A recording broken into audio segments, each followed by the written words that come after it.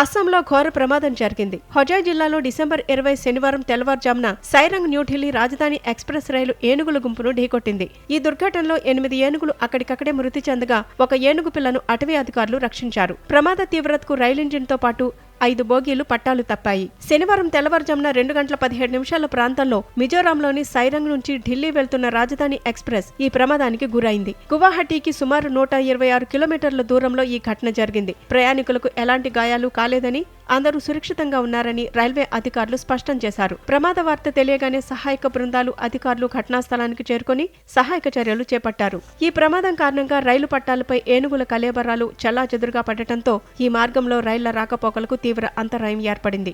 ముఖ్యంగా ఎగువ అస్సాం, ఇతర ఈశాన్య రాష్ట్రాలకు వెళ్లే సర్వీసులపై ప్రభావం పడింది. ప్రమాదానికి గురైన రైలులోని ప్రయాణికులను అదే రైల్లో ఖాళీ బెర్తుల్లో సర్దుబాటు చేశారు. గువాహటి చేరుకున్న తర్వాత అదనపు కోచ్లు జతచేసి రైలును తిరిగి ఢిల్లీకి పంపిస్తామని అధికారులు తెలిపారు. కాగా ఈ ప్రమాదం జరిగిన ప్రాంతం ఏనుగుల కారిడార్ కాదని అటవీ అధికారులు తెలిపారు. రైలు పట్టాలపై ఏనుగుల గుంపును గమనించిన లోకో పైలట్ వెంటనే ఎమర్జెన్సీ బ్రేకులు వేసినప్పటికీ ఫలితం లేకపోయిందని తెలిపారు. ఘటనపై దర్యాప్తు జరుగుతోందని వెల్లడించారు.